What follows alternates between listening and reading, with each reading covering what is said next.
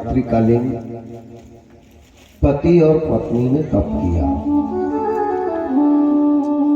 दोनों ने तपस्या की। विवाह के बाद सीधे तप करने निकल गए। जिंदगी में किसी भी कार्य का श्री गणेश अच्छा होना चाहिए।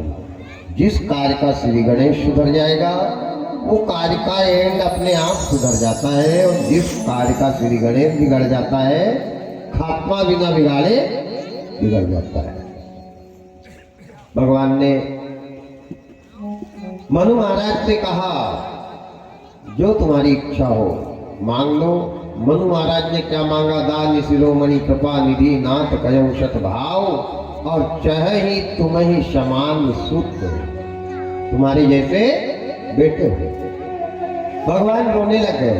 कथा पे ध्यान देना, दशरथ को सुख क्यों नहीं मिला?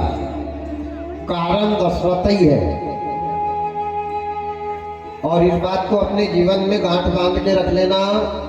अगर आपको सब कुछ होने के बाद भी सुख शांति नहीं मिल रही है तो कहीं ना कहीं गलत आप हो। कहीं ना कहीं गलती आपकी है। विषय यह है कि वो गलती दिख नहीं रही है, बस विषय है। अब हम गलती कहां करते हैं, यही कथा बता रही है।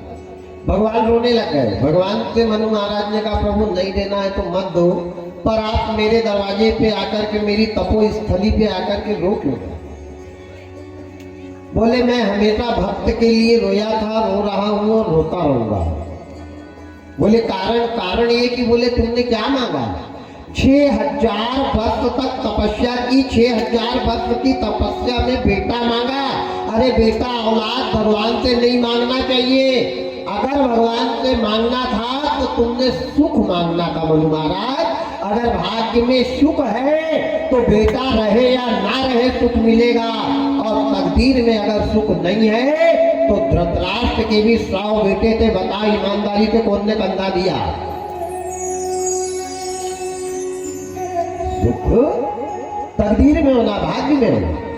भगवान से कभी भी संतान मत मांगना। मंदिर में जाके ये जरूर कहना कि भगवान संतान देना या मत देना, जिंदगी भर बांझ रखना। अगर संतान का सुख तकदीर में हो तो संतान देना, नहीं जीवन भर बांझ रखना। क्या करोगे संतान को? संतान तो विश्रवा मुनि को भी मिली थी, संतान तो काहुक राजा को भी मिली थी, संतान तो उग्रसेन के यहां भी थी, संतान तो माता दीति को भी हिरण्याकश्यप जैसी औलाद मिली थी। क्या हुआ? तो संतान से सुख नहीं मिलता, भगवान वो है। पर भगवान ने कहा मांग लिया, देना तो पड़ेगा। इनने कहा ठीक है, अंशन सहित मनुज अवतार, मैं अपने अंश सहित तुम्हारे आऊंगा। भगवान ने कह दिया कि अब इनने मांगा पत्नी कुछ मांग ले भाई, सुख का साधन। पत्नी के बाद गए शत्रुपा के पास गए। सतरूप ही बिलोक कर जोरे, जो तुम्हारी इच्छा हो आज तुम भी मांग लो। शत्रुपा ने कहा महाराज मेरे को कुछ नहीं चाहिए, जो बर नाथ चतुर नृप मांगा, कोई कपाल मोहे अति प्रिय लागा। ये मैंने रात को बता दिया था। यहां पर अपन ने बंद करी थी राम कथा को। तो भगवान समझ गए कि ये पतिव्रता नारी है, पति के अनुकूल रहने वाली है, पति के प्रतिकूल जाने वाली नहीं है। शत्रुपा हाथ जोड़ करके रो रही है भगवान के सामने कि परमात्मा मेरे पति ने जो मांगा ये दोगे या नहीं दोगे?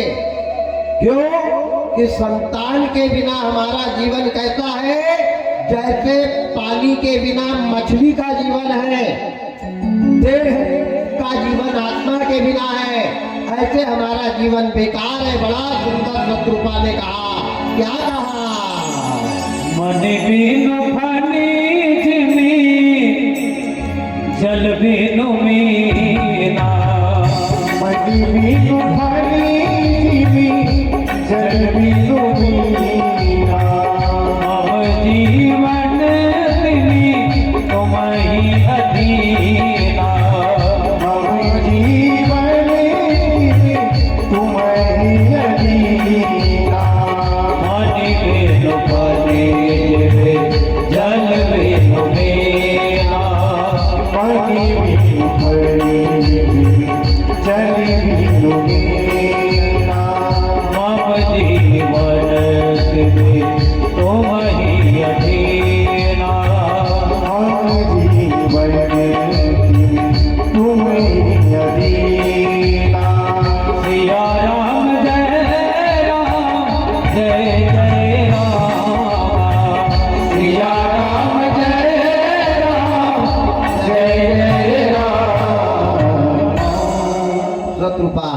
होकर भगवान के सामने कह रही है, परमात्मा क्या मणि गुम जाने पे फल वाला नाग कभी जिंदा रहता है? जैसे मणि के बिना नाग अधूरा है, पानी के बिना मछली का जीवन अधूरा है, ऐसे ही आपके बिना हमारा जीवन बेकार है। परमात्मा हमारे यहाँ संतान आएगी ना, हमको संतान मिलेगी ना। तब भगवान ने कहा, पूरब मैं अभिलाष तुम्हारा, सत्य सत्य पन सत्य हमारा। 3 बार भगवान ने सत्य की शपथ ग्रहण करी है। और मनुष्य कृपा से कहा कि तुम जाओ और समय का इंतजार करो। यही मनुष्य कृपा पुनः जाकर के गंडकी नदी के तट पे 12 अक्षर मंत्र का जाप कर रहे हैं और भगवान की भक्ति में मग्न है। इधर वही जय विजय, शुरू दिन की कथा में मैंने बताया था, जय विजय को जो श्राप मिला वही आए हैं, रावण बने हैं, हिमर्दन बने हैं, कुंभकर्ण भट्ट बलवान बने हैं। इनका इतना अत्याचार। हालांकि ये कथा क्रम से नहीं चल रही है राम कथा, अभी तो लंका का निर्माण बाकी है। लंका कहाँ की है, किसकी है, कहाँ से आई, कैसे आई, और उसका निर्माण करेंगे अपन, तो आगे की बहुत सी कथा रह जाएगी। इसलिए ये कथा को यहीं पे विराम करते हैं। इनका अत्याचार होने लगा, पापाचार होने लगा, चारों तरफ अधर्मियों का हल्ला होने लगा, बड़े बड़े राक्षस संतों को मारने लगे, परेशान करने लगे। सारे संत महात्मा त्राहीमान करने लगे। जब होए धर्म की हानि, बाढ़ असुर अधम अभिमानी। अत्याचार, पापाचार, दुराचार बढ़ गया, संत क्लेश पाने लगे, बड़े बड़े महान आत्मा यज्ञ छोड़ करके भगने लगे। तब सारे देवता, सारे संत, सारे महात्माओं ने एक ग्रुप बनाया। देखो, संगठित परिवार, संगठित गांव, संगठित समाज, अगर परिवार में संगठन नहीं है, समाज में संगठन नहीं है, गांव में संगठन नहीं है, तो ये बर्बाद हो जाता है। राम जी ने वनवास जाकर के यही बताया कि तू चाहे कहीं भी जाना, वहां अपना संगठन तैयार करना, क्योंकि संगठन में जो ताकत है वो अकेले में ताकत नहीं रहती। आज महाराज सारे लोग नारद जी के पास गए, नारद जी से कहा, नारद जी हमारे ऊपर अत्याचार हो रहा है, पापाचार हो रहा है, यज्ञ नहीं कर पाते, राक्षस लोग, मारी, सुबाहु, दानव, असुर शक्ति हमारे यज्ञ को विध्वंस कर रही है, अब हमको क्या करना होगा? इनने कहा, करना कुछ नहीं होगा, जितने तुम इधर उधर चारों कोने में फैले हो ना, सब एक जगह होकर के प्रेम करो, भगवान बहुत जल्दी आएंगे। लेकिन पूजा करने पे नहीं आएंगे, यज्ञ करने पे नहीं आएंगे, राम कथा मंच पे चिल्ला के बोलने पे नहीं आएंगे, गंगा नहाने से भगवान नहीं आएंगे। भगवान कब आएंगे? नारद जी बता रहे हैं 33 कोटि देवी देवताओं को कब आएंगे। हरि व्यापक सर्वत्र समाना, हरि व्यापक सर्वत्र समाना, प्रेम प्रगट होई मैं जाना, प्रेम प्रगट होई मैं जाना, हरि व्यापक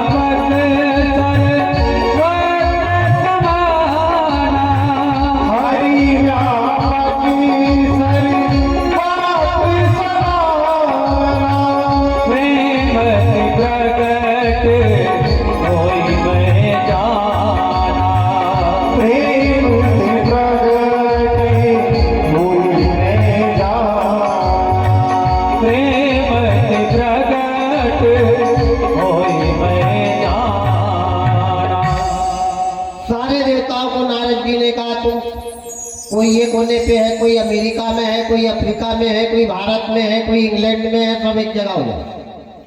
भटक रही है समाज, साधु संत महान आत्मा इधर उधर भटक रहे हैं। एक काम करो, सब आपस में एक हो जाओ और एक होकर के प्रेम करो, आपस में प्रेम करो, प्रेम करके चिंता मत करो, भगवान का चिंतन करो। चिंता करोगे बेमौत मर जाओगे, और चिंतन करोगे तो कोई ना कोई रास्ता तुमको मिल जाएगा। तो 33 कोटि महात्मा चिंतन कर रहे हैं, भगवान का ध्यान कर रहे हैं, भगवान को आवाज लगा रहे हैं, क्या कह रहे हैं? जय जय सुरनायक जन सुखदायक गणत पाल भगवंता, ओ जय हितकारी जय असुरारी सिंधु सुधा प्रिय करुणा, पालन सुख धरणी अद्भुत करनी, परम न जाने कोई जो सहज कृपाला दीन दयाला करो मनोरथ होई।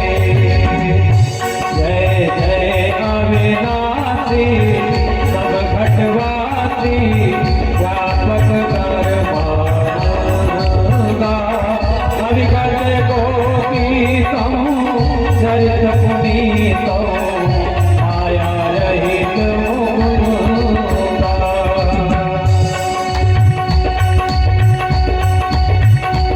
यही लगी विरागी अति अनुरागी विगत मोह मोटे नंदा, निज बाचल लावई गुण गन गावई जय सची दानंदा, नैराश्य उपाई विविध बनाई संग सहायक दूजा, तो करम यकारी चित्त हमारी जाने भक्ति न पूजा।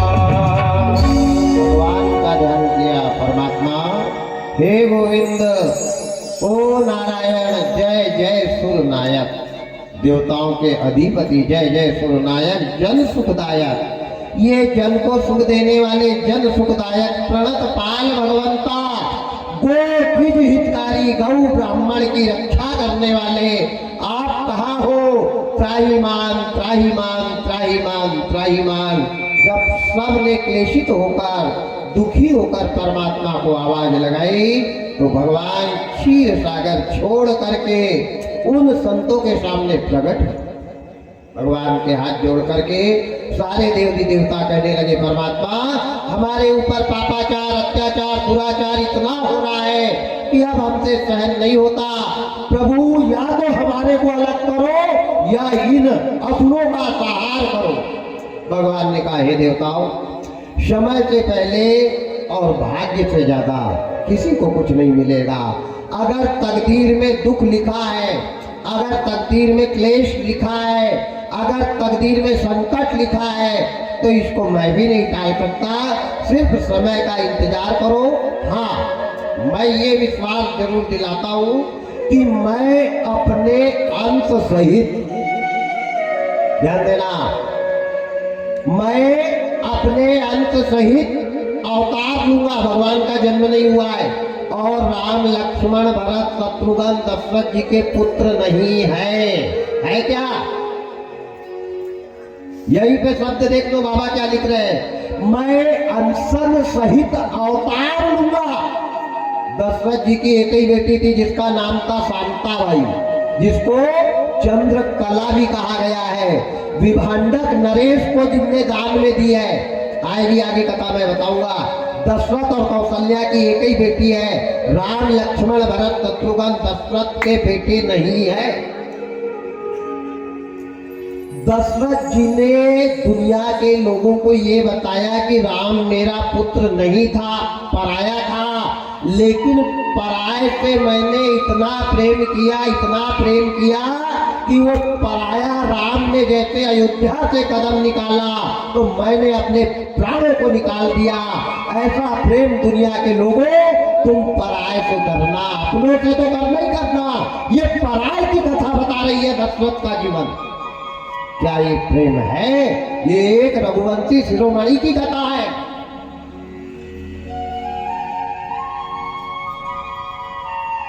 भगवान कहने लगे 33 कोटि देवी देवता को आश्वासन देने लगे। क्या कहा है कि मैं अवतार लूंगा। कैसे लूंगा? अंसन सहित बाबा लिखते हैं। अंसन सहित मनुज अवतारा,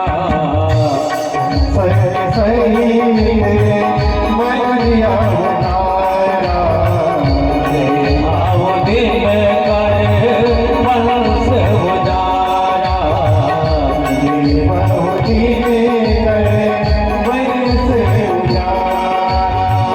अंसन सहित मनुज अवतारा, ले आओ दिन कर वंश उजारा, ले आओ दिन कर वंश उजारा। राम जय राम, जय जय राम, सिया राम जय राम, जय जय राम। किसके वंश में आए थे राम? देखना बड़ा सुंदर चौपाई में लिखा है, राम सूर्य वंश में आए थे। अंसन सहित मनुज अवतारा कहाँ? ले यहू दिनकर। दिनकर कहते हैं सूर्य को। सूर्य के वंश में मैं आऊंगा और कुल में किसके जाऊंगा? रघुवंशियों के कुल में जाऊंगा। वंश किसका है? सूर्य का। और कुल किसका है? रघु का। बड़ा सुंदर बाबा कह रहे हैं कि मैं सूर्य वंश में आऊंगा, लेकिन कहाँ आऊंगा? कश्यप अदिति ने जो तपस्या की है और मैंने कश्यप अदिति को वरदान दिया है। क्या वरदान दिया? वो क्या बन के आ रहे हैं? कश्यप अदिति महातप कीना, दिन कहूँ मैं पूरब वर देना, दिन कहूँ मैं पूरब वर देना। कश्यप अदिति महातप कीना, दिन कहूँ मैं पूरब वर देना, दिन कहूँ मैं पूरब वर देना। कश्यप अदिति महातप कीना, दिन कहूँ मैं पूरब वर देना। कश्यप अदिति महातप कीना, दिन कहूँ मैं पूरब वर देना। सिया राम जय राम, सिया राम जय राम, जय जय राम, सिया राम जय राम, जय जय राम, सिया राम जय राम, जय जय राम। ये देवताओं, कश्यप पद्धति ने पूर्वी काल में गंगा जी के तट पे बैठ करके 6000 वर्ष तक तपस्या की थी और मैंने उनको वरदान दिया है कि मैं तुम्हारे घर पुत्र बन करके आऊंगा। आज ज्यादा समय नहीं है, सतयुग जाने वाला है, त्रेता युग आने वाला है और त्रेता युग में वही कश्यप अदिति क्या बन के आ रहे हैं? के दशरथ कौशल्या रूपा, के दशरथ कौशल्या रूपा, कौशलपुर प्रगटे नर भूपा, कौशलपुर प्रगटे नर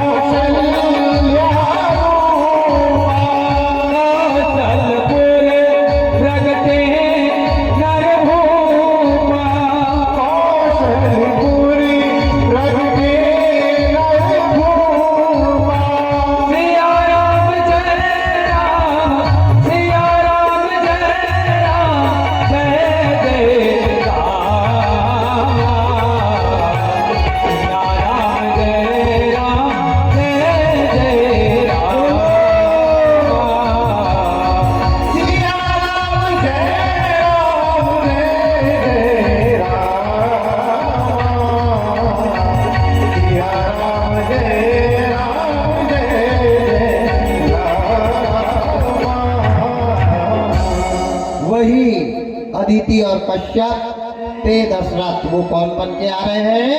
राजा दशरथ बन करके आ रहे हैं। और वही माता बन के आ रही है कौशल्या, ते दशरथ कौशल्या का रूप लेकर के आ रहे हैं। कहा? कौशलपुर प्रगटे सुरभूपा, तिनके ग्रह अवतर्य हो जाई, उनके घर में अवतार हुआ, तिनके ग्रह अवतर्य हो जाई। रघुकुल तिलक, याद रखना राम कौन है? रघुकुल का तिलक है। तिलक का मतलब सुंदरता, शोभा, गर्व, ये मुकुट रखा है। अब इसमें सामने एक तिलक लगा है। ये तिलक से ये पूरे मुकुट की शोभा है कि नहीं? और ये तिलक को अगर निकाल के एक तरफ रख दे तो ये मुकुट की शोभा आएगी क्या? तो ऐसे ही रघुवंशियों की सुंदरता क्या है? राम है। याद रखना, रघुवंशी के कुल का तिलक क्या है? राम है। वो घर नर्क है जिस घर में राम का चित्र नहीं है, वो घर नर्क है जिस घर में रामायण नहीं है। राम राम राम राम राम। लोगों के यहाँ रामायण रखी है तो उस पे भी मकड़ी ने जाल बनाया, उनको टाइम नहीं है। दिवाली दशहरा ठोकते हैं, उसको बाद डस्ट गिरा दिया और फिर पाट के रख दी। कई के घर के रामायण को तो चूहा ने खा गया है, आग लगे उनकी बुद्धि में। कई ने रामायण में बिजली के बिल उन फंसा के रखे, परस बना लिया, जैसे परस होएगा वो। राम राम राम राम राम राम क्या है? याद रखना, मैं रात्रिकालीन मंच पे से बोल रहा हूँ और रघुवंशियों के बीच में बोल रहा हूँ। जिस घर में 5 दोहा रामायण की होती है रोज, माताएं ध्यान देना, जिस घर में रामायण की आरती होती है भोजन के पहले, जिस घर में रामायण को दीपक लगाया जाता है, जिस घर में नहीं भी पढ़ो तो खोल करके 4 पन्ने पलटाए जाते हैं रामायण के, उस घर के दरवाजे पे साक्षात हनुमान जी महाराज खड़े रहते हैं। ये मैं नहीं कहता, ये रामचरितमानस कहती है। क्या कहती है? राम दुआरे तुम रखवारे, राम दुआरे तुम रखवारे, हो तनया क्या बिनु मही तारे, हो तनया क्या बिनु मही तारे। राम दुआरे तुम रखवारे, राम दुआरे तुम रखवारे, हो तनया क्या बिनु मही तारे, हो तनया क्या बिनु मही तारे।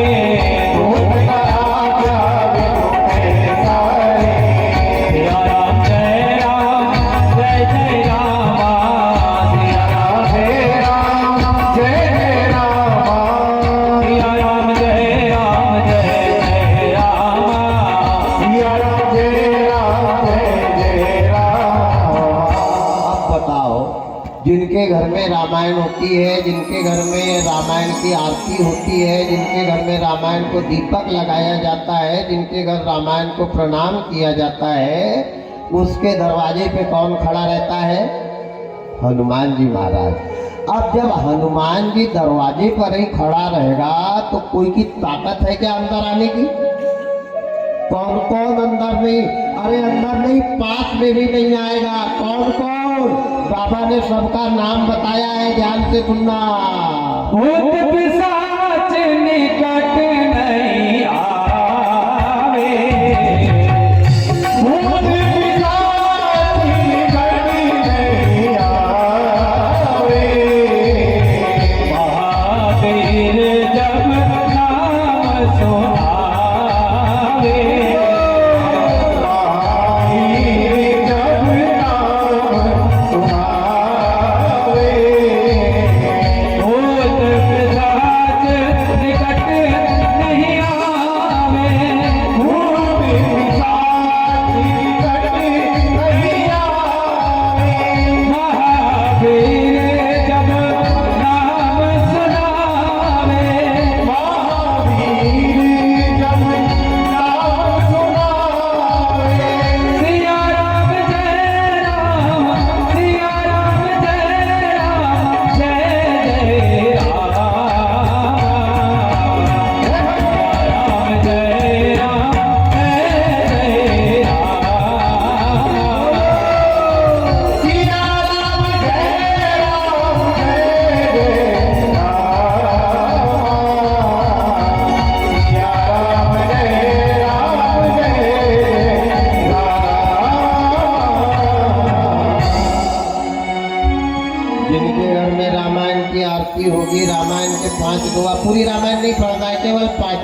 भोजन के पहले भजन जरूरी है। जिस घर में भोजन के पहले भजन होएगा वहीं सुमति आएगी, और जिस घर में हाथ पैर भी नहीं धोएंगे और भोजन पे भिड़ जाएंगे वहां कुलक्षणा घुसेगी, याद रखना। भोजन के पहले भजन, और भजन काय का, अगर आज रघुवंशी नहीं ठेका नहीं लिया है, मैं सब समाज के लिए बोल रहा हूं, लेकिन विशेष रघुवंशी के लिए हर घर में रामायण होना चाहिए। वो घर नर्क है जिस घर में तुलसी का गमला नहीं है, वो घर नर्क है जिस घर में रामचरित मानस नहीं है, वो घर व्यथा है, बेकार है। जिस घर में रामायण होगी, रामायण की आरती होगी, रामायण को दीपक लगाया जाएगा, उनके दरवाजे पे हनुमान जी खड़े रहेंगे, ठीक है। हनुमान जी खड़े रहेंगे तो कौन कौन बगल में भी नहीं आएगा। महावीर जब नाम सुनावे, भूत पिशाच निकट नहीं आवे। अच्छा, जब कोई बीमारी घर में घुसेगी नहीं तो सुख कितने मिलेंगे? बेटी का सुख, ध्यान देना, एक सुख नहीं, बेटी का सुख, कपड़े का सुख, पैसे का सुख, भोजन का सुख, बेटा का सुख, बहू का सुख, आने का सुख, जाने का सुख, सोने का सुख, सुख ही सुख।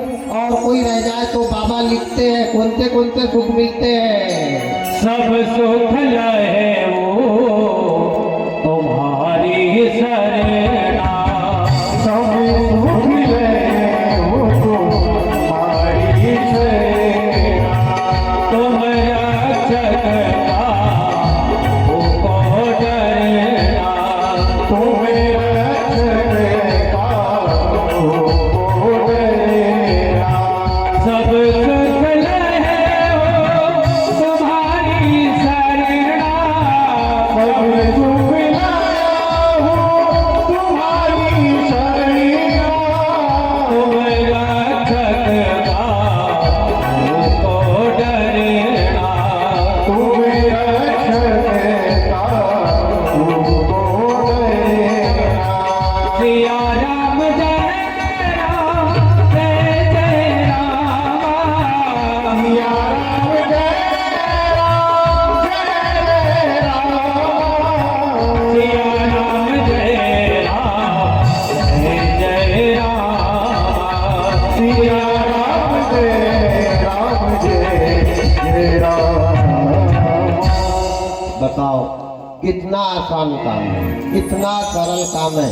मैं तो ईमानदारी से कह रहा हूँ प्यारे, जिस घर में अगर रामायण का पाठ होने लग जाए प्रतिदिन, घर का बुजुर्ग हो, चाहे सास हो, चाहे बहू हो, चाहे बेटा हो, चाहे नाती हो, कोई भी अगर 5 दोहा रामायण के पढ़ रहे हैं तो वो दरवाजे पे रोग नहीं, रोग का बाप भी नहीं आ सकता, याद रखना।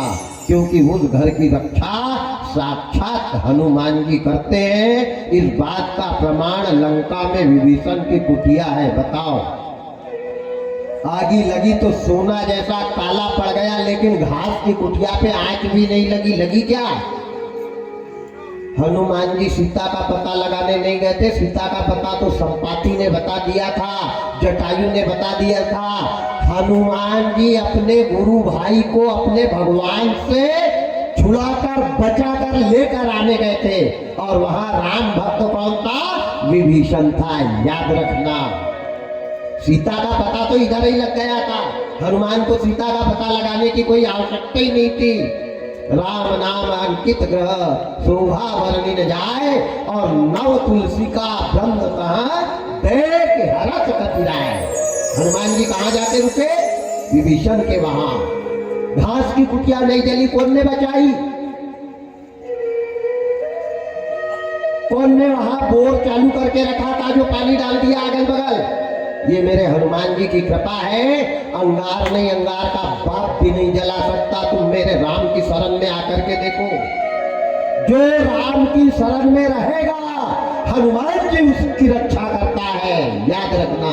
राम के दास को हनुमान बचाता है, राम भक्त को हनुमान बचाता है। इस बात का प्रमाण लंका और विभीषण है। रघुवंशियों की बहुत अच्छी नीति है, बहुत अच्छी नीति। शील गुण, राम के अंदर कौन से गुण थे? शील गुण। शील गुण किसको कहते हैं? आज है क्या शील गुण? शील गुण किसको कहते हैं? ध्यान से सुनना। जब विभीषण को लात मार के रावण ने भगाया, अब भगाया तो विभीषण को हनुमान जी लेकर के सीधे राम जी के पास आ गए। अच्छा, राम जी के पास आए। विभीषण कौन है? दुश्मन का भाई है। जिसने मेरी पत्नी को चुरा कर ले गया उसका भाई है विभीषण। आज बताओ, आपकी पत्नी को चुरा के ले जाए कोई और उसका भाई आके तुम्हारे पैर पड़े तो उसको हनुमान बनाओगे कि नहीं? बनाओगे कि नहीं? सीधी सी बात है। अरे दुश्मन का भाई है, इसके भाई ने हमारे साथ अत्याचार किया है। लेकिन राम जी की ये नीति नहीं थी। जैसे विभीषण आए हैं राम जी की शरण में, राम जी ने आरती की थाली उठाई और विभीषण को डायरेक्ट लंका का राजा बना दिया कि आज से तू मेरी शरण में आया, इसलिए जा, लंका का राजा तेरे को घोषित किया। अब हनुमान जी का मुंह खुल गया, लक्ष्मण टेंशन में आ गए, नल नील सुग्रीव एक तरफ हो गए टेढ़ा मुंह करके, रामादल में कोहराम छा गया। राम जी ने कहा आज तक तो ऐसा सन्नाटा रामादल में नहीं था, आज सब अकड़ अकड़ के खड़े हो गए। हनुमान को बुलाया, इधर आओ इधर आओ। मैंने लंका का राजा विभीषण को बनाया, तुमको काय का टेंशन है? क्यों मुंह फुला करके खड़े हो? हनुमान जी ने वाद विवाद नहीं किया। हनुमान जी ने कहा प्रभु आपकी मर्जी, आप किसको क्या देना चाहते हो? अपने को तो बोलने का अधिकार ही नहीं है। हनुमान जी ने कहा नहीं नहीं, मेरे को कोई टेंशन नहीं है। फिर सुग्रीव को बुलाया, सुग्रीव तुम आओ, मैंने विभीषण को लंका का राजा बनाया, तुम क्यों टेंशन में हो? सुग्रीव ने कहा प्रभु एक बात बोलूं? बोले एक नहीं दो बात बोलो। क्या बात है? इनने कहा प्रभु ये दुश्मन का भाई है और दुश्मन का भाई हमारा भेद लेने आया और तुमने इसको राजा बना दिया। राम जी ने सुग्रीव को गले से लगा के कहा सुग्रीव, आदमी भेद उसका लेकर के जाएगा जिसके पास भेद रहेगा। अब मेरे पास कोई भेद ही नहीं है तो ये कौन सा भेद लेकर के जाएगा? सुग्रीव चुप हो गए। सुग्रीव ने कहा ठीक है प्रभु आपकी मर्जी। लक्ष्मण जी को बुलाया, छोटे भैया इधर आना। अब छोटे भैया आ गए। इन्होंने कहा तुम काहे को टेंशन में? वो लाल लाल आंखी भौहें तन रही है, ओठ फरफरा रहे हैं तुम्हारे, सीना कांप रहा है, क्या बात है? मैंने दुश्मन के भाई को लंका का राजा बनाया, तुम क्यों टेंशन में आ गए? लक्ष्मण जी ने कहा प्रभु आप आदेश करो तो मैं दो शब्द बोलूं। इन्होंने कहा बिल्कुल बिल्कुल आदेश है, बोलो क्या बात है? इन्होंने कहा बात ऐसी है कि दुश्मन का भाई आपकी शरण में आया तो उसको आपने दुश्मन को बिना मारे लंका का राजा बना दिया। अब मध्य प्रदेश का एक ही राजा रहेगा ना, शिवराज सिंह, कि दो रहेंगे? भाई एक ही रहेगा राजा, दो तो एक राज के दो राजा हो नहीं सकते। तो इसलिए आपने दुश्मन को मारा नहीं और राजा कहाँ का बना दिया? लंका का। पहली गलती तो आपने ये करी कि एक राज के दो राजा घोषित कर दिए, अब ये दोनों आपस में लड़ेंगे मरेंगे। अच्छा चलो बना दिया, वो अच्छा किया। दूसरी बात यह है कि दुश्मन का भाई आपकी शरण में आया तो आपने लंका का राजा बना दिया। धोखे से रावण की खोपड़ी पे सरस्वती उल्टी है, सीधी हो जाए और रावण तुम्हारी शरण में आ जाएगा तो उसको कहाँ का राजा बनाओगे? तब राम जी ने लक्ष्मण को गले से लगाया और गले से लगा करके रो करके कहा लक्ष्मण, अगर दुश्मन का भाई मेरी शरण में आने से लंका का राजा बन सकता है, जिस दिन रावण मेरी शरण में आ गया तो मैं उसको अयोध्या का राजा बनाऊंगा और पूरी जिंदगी वनवास में गुजार दूंगा। ये मेरे राम के शील गुण थे, ऐसा था रघुवंशियों का नियम, याद रखना। ये राम की नीति थी। शील गुण सबके अंदर नहीं हो सकते। अपन आ जाए अपने स्टेशन पे, कहां पे? तिनके ग्रह अवतरी हो जाए, उनके घर में अवतार लूंगा। किसके घर? कौशल्या और दशरथ के घर। रघुकुल तिलक सो चारों वाली, रघुकुल के हम तिलक कहलाएंगे। जैसे मुकुट बिना तिलक के बेकार रहता है, ऐसे रघु का वंश बिना तिलक के, बिना पुत्र के बेकार है। हम तिलक बन करके जा रहे हैं। इसके बाद बहुत समय व्यतीत हुआ। यही विधि बहुत गयो जब काला, कौशलपुर रघु भयो न पाला। कौशलपुर के राजा कौन हुए? रघु, रघु राजा। अच्छा ये रावण छोटा मोटा नहीं था, 4 चौकड़ी राज किया है रावण ने। कितनी चौकड़ी? 4 चौकड़ी। और राम नहीं, राम के दादा के दादा के दादा भी आ जाते तो रावण मरने वाला नहीं था। लक्ष्मण को एक बार शक्ति लगी है, राम को रावण ने 36 बार शक्ति मारी है। कितने बार? 36 बार। याद रखना, साधारण रावण था, राम राम राम राम राम। आज त्रिशंकु ये कुलांगत चले आए और याद रखना रघुवंशियों के कुल गुरु और रघुवंशियों के कुल देवता। कुल देवता का मैंने बता दिया था, रंगनाथ जी महाराज है रघुवंशियों के कुल देवता। जिस घर में रंगनाथ का पूजन नहीं होता है वो घर में कुल देवता का दोष लगता है। याद रखना, हमेशा रंगनाथ जी के नाम से एक दीपक जलाना चाहिए। ये रघुवंशियों के कुल के देवता है। तो अयोध्या के पहले राजा थे त्रिशंकु। त्रिशंकु के पुत्र का नाम था हरिश्चंद्र। हरिश्चंद्र के पुत्र का नाम था रोहित। रोहित के पुत्र का नाम था चंप। चंप के पुत्र का नाम था ब्रक। ब्रक के पुत्र का नाम था बाहुक। बाहुक के पुत्र का नाम था सगर। सगर के पुत्र का नाम था असमंजस। असमंजस के पुत्र का नाम था अंशुमन। अंशुमन के पुत्र का नाम था दिलीप। दिलीप के पुत्र का नाम था भगीरथ। भगीरथ के पुत्र का नाम था रघु। रघु के पुत्र का नाम था अज। अज के पुत्र का नाम था दशरथ और दशरथ के पुत्र का नाम था राम। यह पीढ़ी चली आई है, यह पारंगत पीढ़ी रघुकुल की चली आई है। अच्छा, अब आप देख लो, त्रिशंकु से लगा के राम तक अयोध्या में जितने राजा रहे सब परेशान रहे कि नहीं रहे भाई? सबको युद्ध करना पड़ा। कोई भी बिना संकट के नहीं रहा, सुखी जीवन किसी का भी नहीं रहा।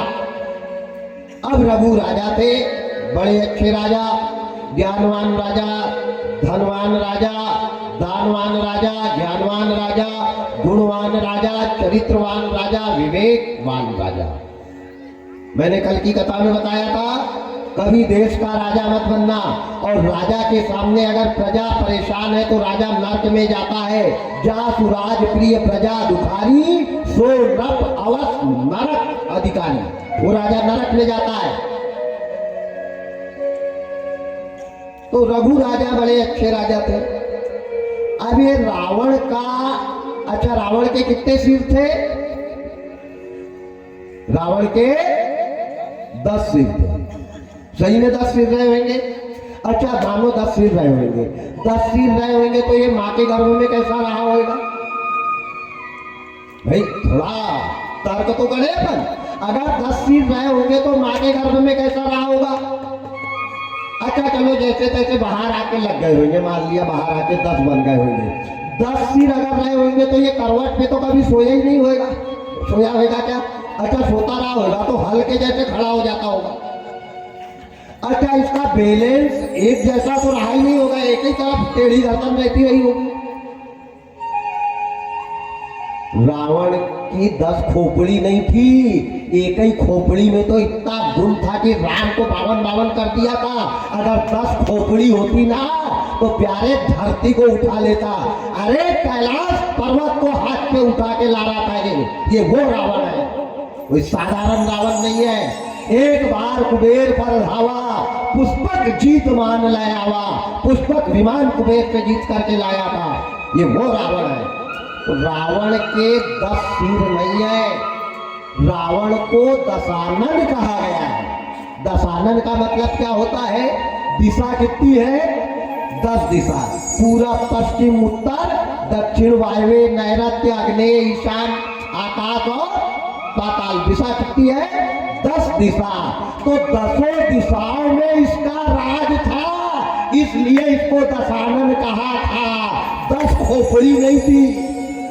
एक ही खोपड़ी में तो इतने गुण थे, 10 होती तो ना जाने क्या होता। दशानन है, इसका नाम ही दशानन था। रावण नाम कब से लगा है वो भी मैं बताऊंगा। तो ये इसका 10 दिशाओं में डंका मारता था, लेकिन अयोध्या में रघुवंशियों ने इसका कब्जा नहीं जमने दिया था। रावण का कब्जा केवल अयोध्या में नहीं था, बाकी चारों तरफ इसका डंका बजता था। अब ये हमेशा ये ताक में रहता था कि भगवान अयोध्या कब मेरी हो। ये अयोध्या शुरू से झमेले में है, झमेले में थी, झमेले में रहेगी शुरू से। और एक बात और ध्यान देना, अयोध्या को एक पतिव्रता नारी का श्राप है। अयोध्या नगरी को मंदिर बन जाए ये कोई बड़ी भारी बात नहीं है। अयोध्या में मंदिर बन जाए ये कोई बड़ी भारी बात नहीं है, लेकिन अयोध्या का मसला लड़ाई का कभी शांत नहीं हो सकता, क्योंकि जब सीता जी को राम जी ने वनवास दिया था जीवन भर का, उस समय सीता ने अयोध्या को श्राप दे दिया था कि बिना कारण मेरे को गर्भ अवस्था में आज अयोध्या से बाहर निकाल रहे हो अयोध्यावासी, जाओ, हमेशा ये अयोध्या मेरे श्राप से ग्रसित रहेगी। और अयोध्या को सीता जी का श्राप है, याद रखना। पतिव्रता नारी का श्राप है, जिसने पेड़ के नीचे बैठकर बच्चों को पाला है। याद रखना, वाल्मीकि जी के आश्रम पे वो सीता का श्राप है अयोध्या को। शांति अयोध्या में नहीं मिल सकती। आज रघु राजा बड़ा अच्छा राज कर रहे हैं। यहां से कथा पे ध्यान देना, दशरथ के यहां संतान क्यों नहीं हुई उसके 2 कारण, और दशरथ के यहां संतान हुई उसके भी मैं 2 कारण बताऊंगा। पहले संतान नहीं होने के 2 कारण। एक दिन रावण ने विचार किया, रघु राजा राज्य कर रहे हैं अवध राजधानी के ऊपर, बड़ा अच्छा राज्य है, बड़ी अच्छी सीमा है, बड़ा अच्छा न्याय है, बड़े अच्छे वहां के लोग हैं, वहां किसी की अकाल मौत नहीं होती है। क्यों? कि वहां सत्य है। रघु राजा के राज्य में धर्म है, ज्ञान है, विवेक है, और वहां के सब लोग कैसे हैं? अल्प मृत्यु नहीं कवने पीरा, अल्प मृत्यु नहीं कवने पीरा, सब सुंदर सब विरज शरीरा, सब सुंदर सब विरज शरीरा, मृत्यु नहीं कवने पीरा, अल्प मृत्यु नहीं कवने पीरा, सब सुंदर सब विरज शरीरा, सब सुंदर सब विरज शरीरा। राम जय राम जय जय राम, सिया राम जय राम जय जय राम, सिया राम जय राम जय जय राम, सिया राम जय राम जय जय राम। वहां किसी की अकाल मौत नहीं होती है, वहां कोई किसी से लड़ाई नहीं करता। अयोध्या का मतलब क्या होता है? अयोध्या का मतलब है जहाँ पे गाली बकने वाला, शराब पीने वाला, मुगरा खाने वाला, बकरा खाने वाला, लाठी चलाने वाला, एक दूसरे को लड़ाने वाला योद्धा ना हो, वो नगर का नाम है अयोध्या। यहाँ पे विकार नहीं हो, वो अयोध्या है। रघु का राज ऐसा था। अल्प मृत्यु, वहां किसी की अकाल मृत्यु नहीं होती थी। अल्प मृत्यु नहीं कौने पीड़ा, पीर कहते हैं दुख को। वहां कोई दुखी नहीं था, कोई गरीब नहीं था, कोई लाचार नहीं था, कोई अपाहिज नहीं था। अल्प मृत्यु नहीं कौने पीड़ा, सब कैसे थे? सब सुंदर, सब बड़े सुंदर थे, सब विरज शरीरा, सबका शरीर बड़ा सुरक्षित था। पहला सुख निरोगी काया। ध्यान देना, ये कहा था अयोध्या में। किसके राज्य में? रघुवंशी शिरोमणि रघु राजा के राज्य में। राज का एक दिन रावण पुष्पक विमान पे बैठा और अयोध्या में आक्रमण कर दिया। ये रावण छोटा मोटा नहीं है, राम की खानदान वालों से युद्ध करते आ रहा है। 4 चौकड़ी राज किया, इसने याद रखना। 1-2 चौकड़ी नहीं, 1-2 साल, 1500 साल नहीं, 10-20 हजार साल नहीं, 4 चौकड़ी राज। एक दिन पुस्तक विमान पे लेकर आया, अस्त्र शस्त्र हथियार, और रघु राजा को अयोध्या में ललकारा है सरयू जी के तट पे।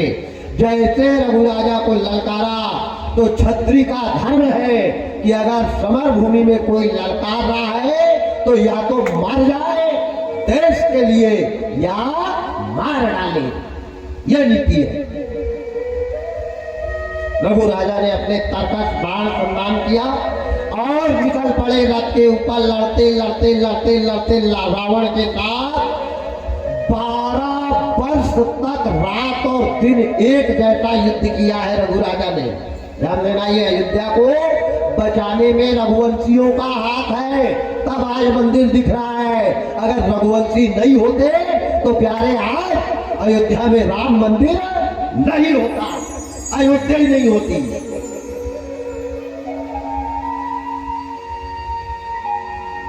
रघु राजा ने युद्ध करते करते करते रावण को ऐसा धोया कि रावण ने पुष्पक विमान पलटाया और जो भागा ऐसा भागा कि सीधी सांस जाकर के लंका में दी कि बाप रे बाप, आज मेरा भी पाला पड़ गया।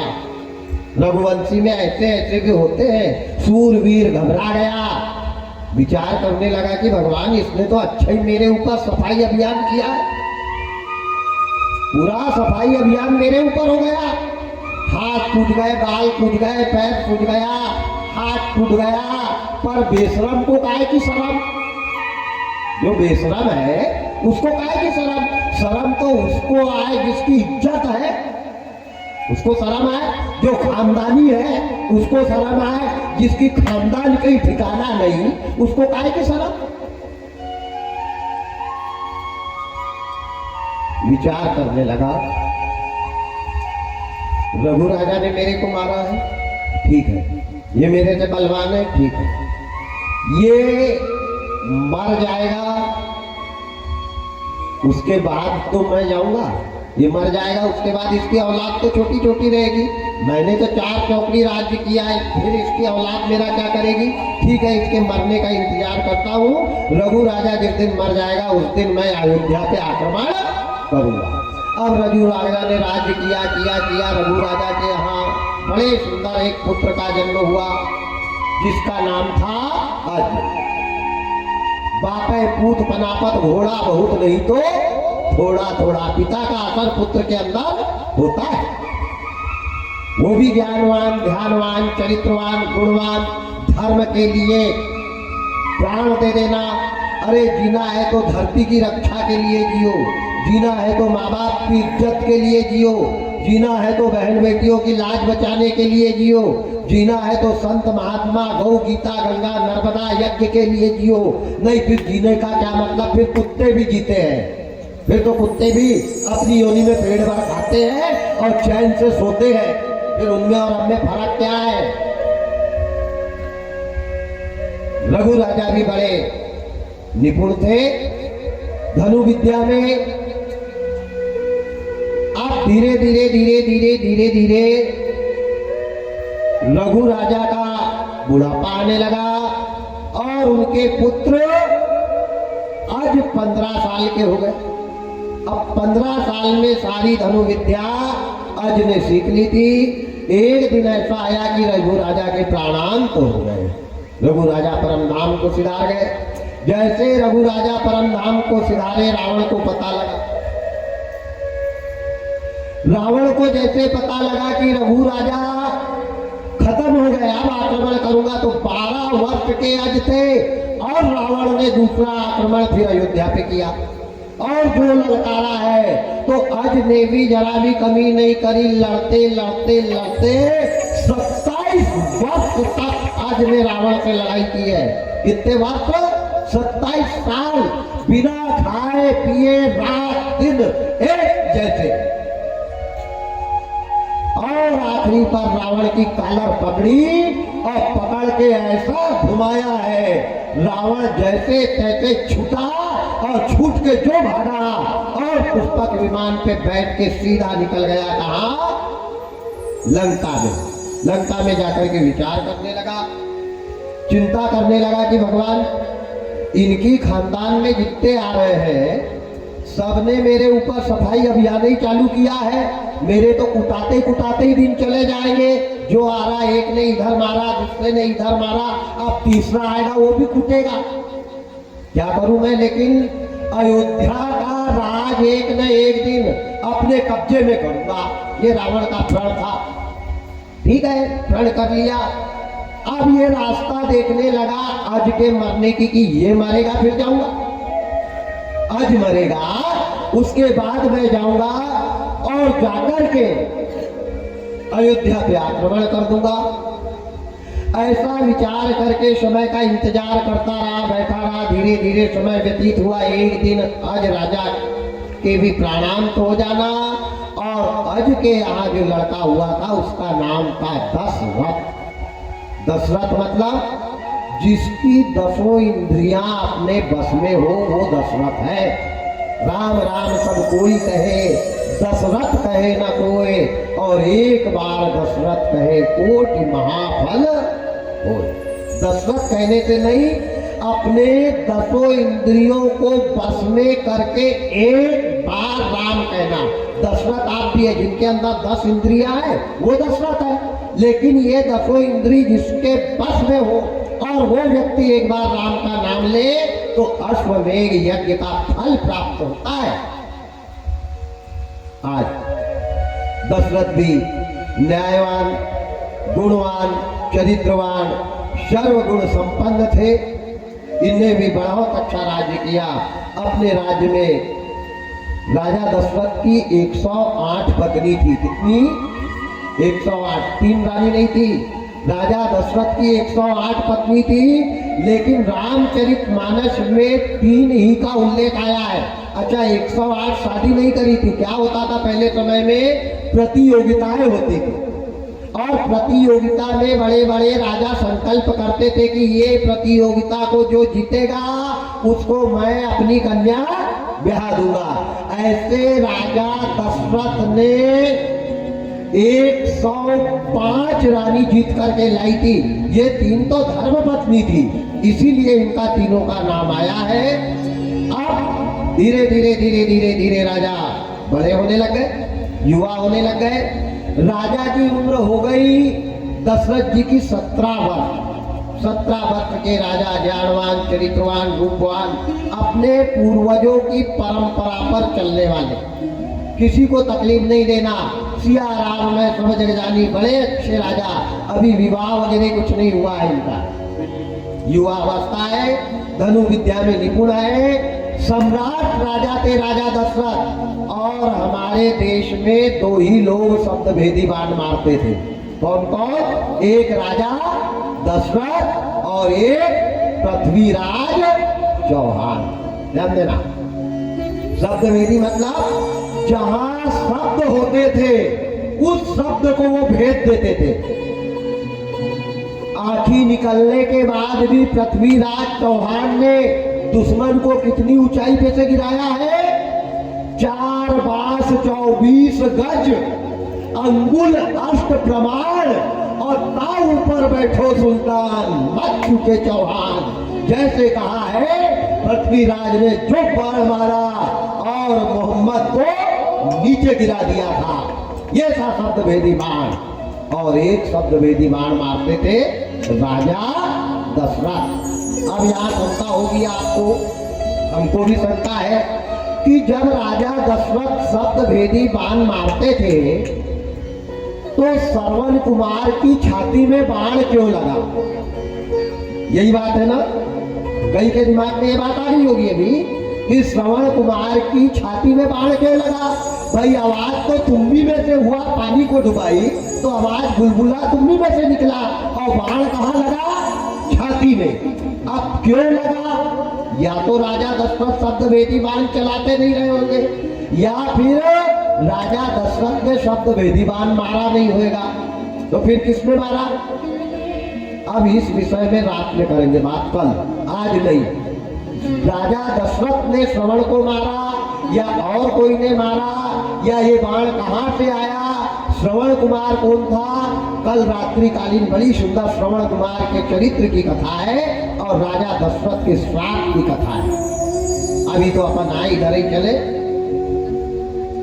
राजा दशरथ के यहाँ संतान नहीं होने के दो कारण ध्यान देना। पहला कारण क्या है? अब 18-17 साल के राजा दशरथ हो गए। एक दिन रावण ने फिर आक्रमण कर दिया, तीसरी बार आ रहा है युद्ध करने। अरे राम से तो कई कई कई कई कई युग के बाद युद्ध हुआ है। इनके दादा परदादा से लड़ते आ रहा है रावण।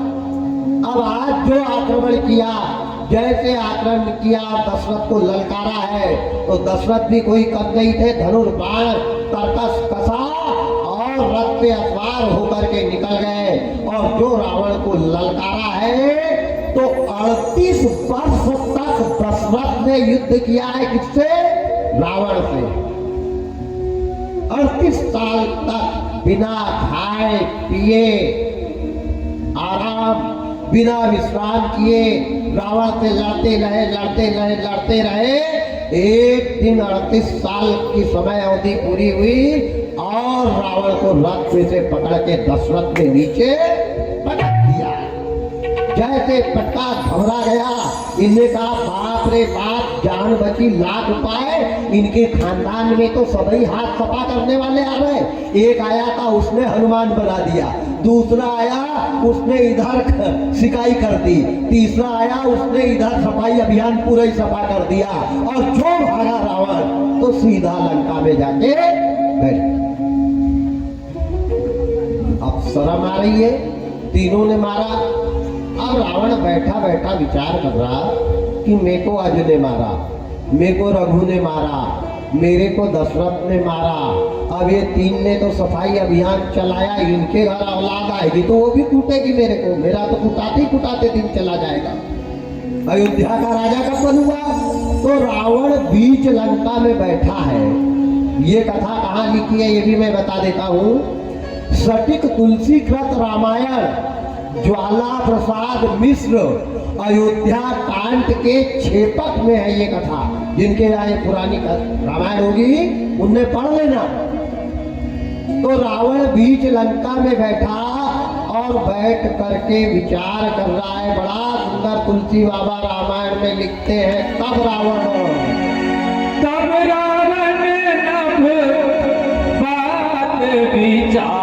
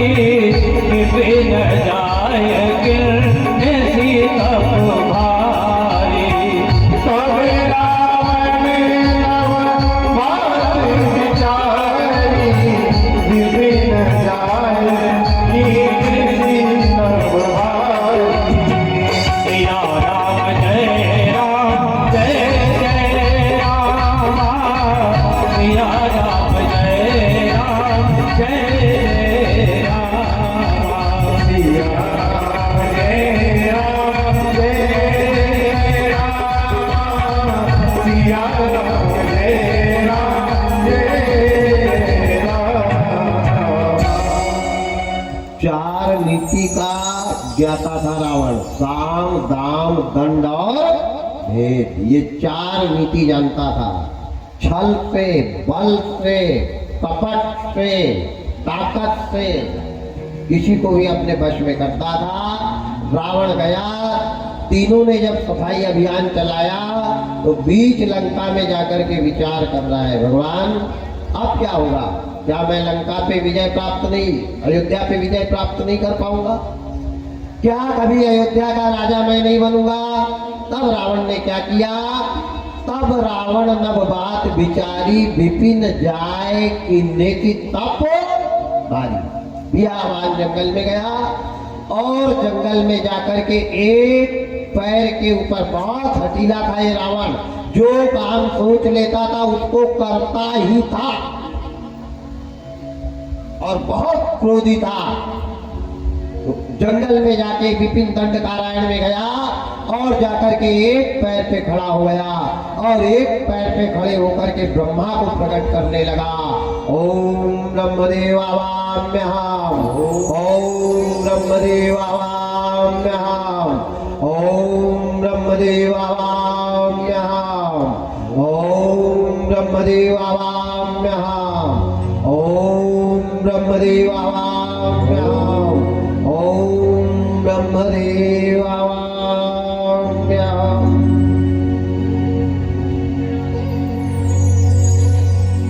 9000 वर्ष तक रावण ने एक पैर पे तपस्या की है ब्रह्मा को प्रकट करने के लिए। कितने? 9000 वर्ष। नहीं, जिसने 4 चौकड़ी राज्य किया है, पूरा शरीर पे दीमक लग गई थी रावण के, ऐसा घोर तप किया, ब्रह्मा का आसन हिल गया। जैसे आसन हिला, ब्रह्मा घबरा गए और तुरंत वायु वेग से ब्रह्मा जी रावण के सामने प्रकट हुए। जैसे अमृतमयी दृष्टि से खोलकर रावण को देखा तो रावण को जैसा था वैसा बना। 9000 साल तपस्या की, अब मांगेगा क्या? ध्यान से सुनना। और रावण के दशरथ के यहाँ संतान क्यों नहीं हुई? पहला कारण यही है।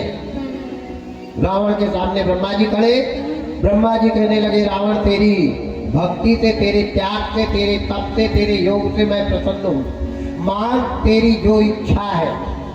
रावण ने कहा सही में दोगे? सही में दोगे? इन्होंने कहा बिल्कुल दूंगा, जो तेरी इच्छा है आज मांग ले। इन्होंने कहा ठीक, अगर दोगे तो पहले हाथ में गंगा जल की सौगंध खाओ। रावण ब्रह्मा जी को सौगंध खिला रहा है, ध्यान देना। ब्रह्मा जी ने कहा मांग माथ अब ही दो, कोई नहीं, मेरे को विश्वास नहीं है, क्योंकि मेरे को कुटाते कुटाते 3 पीढ़ी बीत गई, 3 पीढ़ी से कुटे ही खाते आ रहा हूं। अब मेरे को वरदान दो, अब मैं बिल्कुल भी सहन नहीं कर पाऊंगा। इन्हें कहा पता क्या चाहिए? इन्हें कहा पहले गंगा जल की सौगंध दो।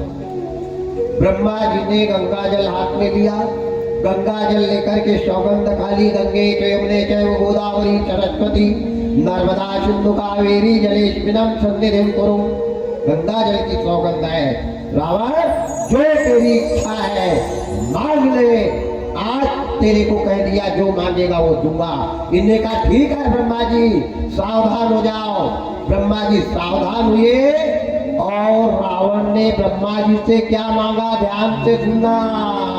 दशरथ नृपति वीर यते कोई, दशरथ नृपति वीर यते कोई, जग में पुत्र प्रगट ना होई, जग में पुत्र प्रगट ना होई।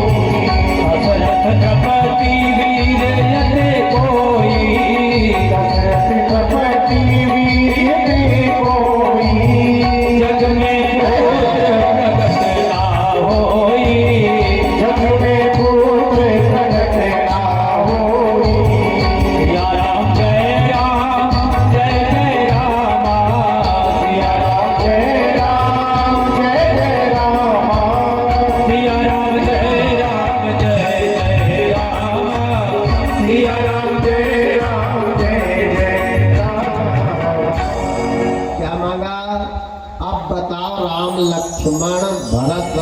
दशरथ के बेटे हैं क्या?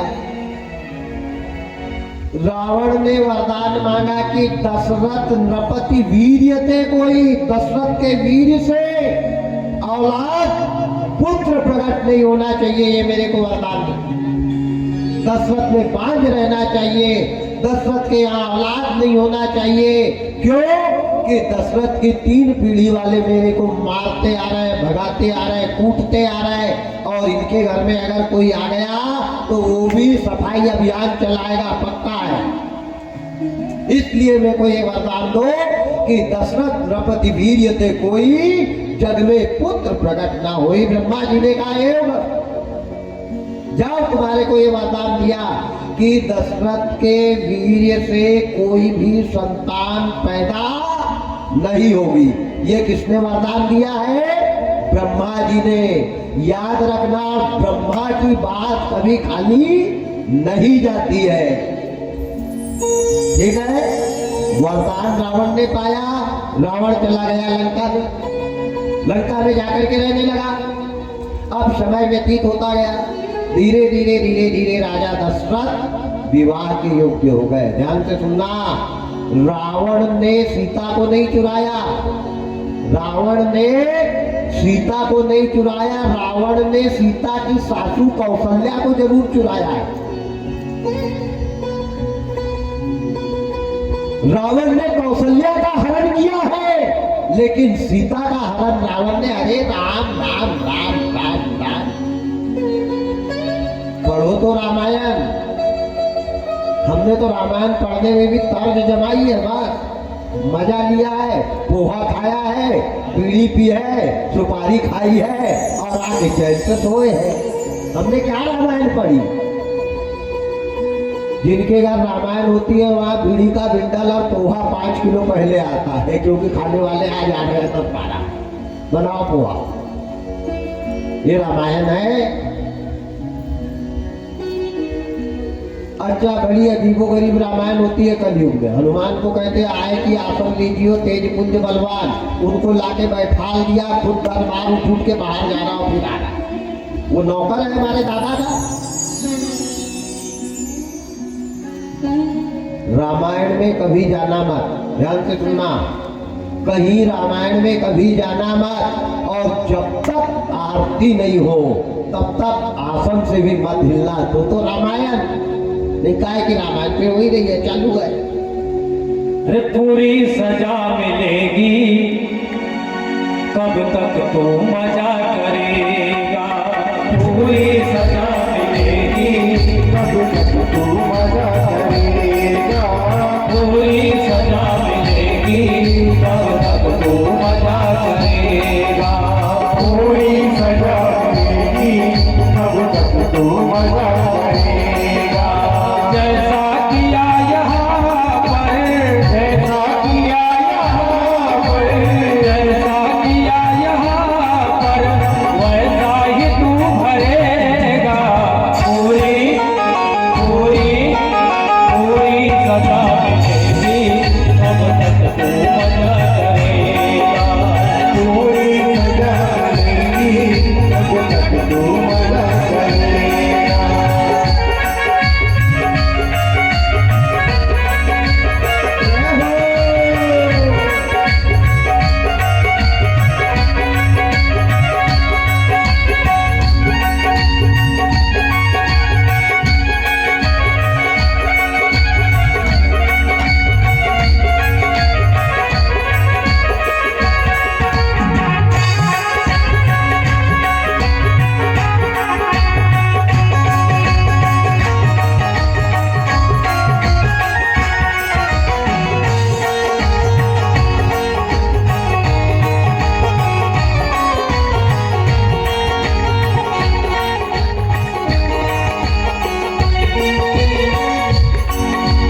भेजा तुम्हें जमीन पर मानव शरीर देकर, भेजा तुम्हें जमीन पर मानव शरीर देकर।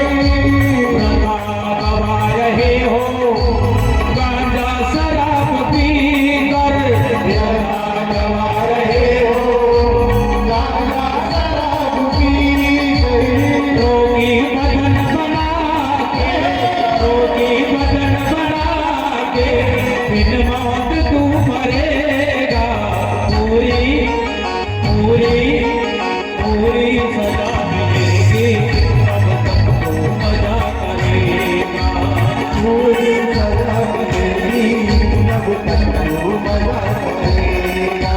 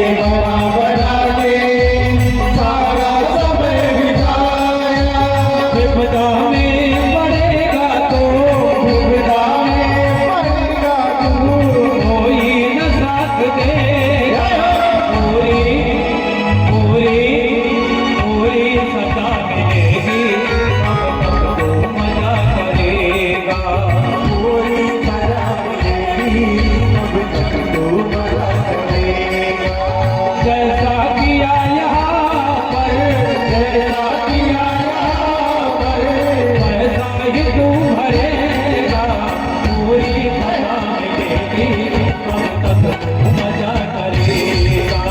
पूरी मजा मिलेगी कब तक तू मजा करेगा। पूरी मजा मिलेगी कब तक तू मजा करेगा। पूरी मजा मिलेगी कब तक तू मजा करेगा। कब तक तू मजा करेगा। कब तक तू मजा करेगा। कब तक तू मजा करेगा। पूरी पूरी बात नहीं, याद रखना। मजा लोगे तो सजा मिलेगी और आनंद लोगे तो परम आनंद मिलेगी। अब आपको क्या लेना है, मजा लेना है कि आनंद? आपकी मर्जी। आनंद में परमानंद है और मजा में सजा। मजा मत लो, आनंद लो। बने रहो वल मस्त राम के धुन में हो जा मतवाला। रावण चला गया। रावण को ब्रह्मा जी ने वरदान दे दिया कि दशरथ नृपति वीर्य ते कोई जग में पुत्र प्रकट ना होई। बेटा नहीं होगा, पक्का ना? पक्का, वादा वादा। अब इधर दशरथ जी योग्य हो गए, लायक हो गए। मैंने दोपहर में बताया था कि हमारे पूर्वजों का ये नियम था कि पुत्र के लिए कन्या का वरण, कन्या का चयन, कन्या का चुनाव पिता स्वयं या हमारे समाज के या हमारे परिवार का मुखिया करता था। लड़के को लड़की देखने का अधिकार था क्या? और आज ऐसा कर ही मत बैठना, नहीं लड़के ही गायब हो जाएगा घर से, तू ही कर ले कहेगा। ध्यान देना। तो राजा दशरथ जी का विवाह कौशल नरेश की बड़ी सुंदर एक कन्या थी जिसका नाम था कौशल्या। दो बहन थी ये, एक थी सुमित्रा और एक थी कौशल्या। बड़े आनंदित कथा है। दोनों बहन एक जैसी थी। अब राजा दशरथ का विवाह तय हो गया, बातचीत पक्की हो गई, तिथि निकल गई, फलानी तिथि, फलाना नक्षत्र, फलाने दिन मंडा, फलाने दिन देवी पितर, फलाने दिन वर निकासी, सब सारा चयन हो गया। इधर दशरथ ने लड़की को देखा। अच्छा, उस समय में मोबाइल थे भी नहीं व्हाट्सएप पे वीडियो कॉल कर देते और देख लेते। तो उस समय ये व्यवस्था नहीं थी। आजकल हो गई है ये व्यवस्था। ये आधुनिक समय है। तो दशरथ जी का विवाह हो गया। दशरथ जी बड़े अच्छे थे। पूर्वजों ने जो कर लिया उसको सर्वोपरि सर्वमान्य करते थे। उधर कौशल्या ने दशरथ को नहीं देखा, दशरथ ने कौशल्या को नहीं देखा। लड़की के पिता ने लड़के को देख लिया और लड़के के पिता ने लड़की को देख लिया। रिश्ता हो गया पक्का। ये रघुवंशियों की नीति है, ध्यान देना। ये न्याय, ये धर्म, ये नीति, ये चरित्र रघुवंशियों की खानदान का ही है। रघुकुल रीत सदा चली आई, प्राण जाए पर वचन न जाए। प्राण जाए पर वचन न जाए। रघुकुल रीत सदा चली आई, प्राण जाए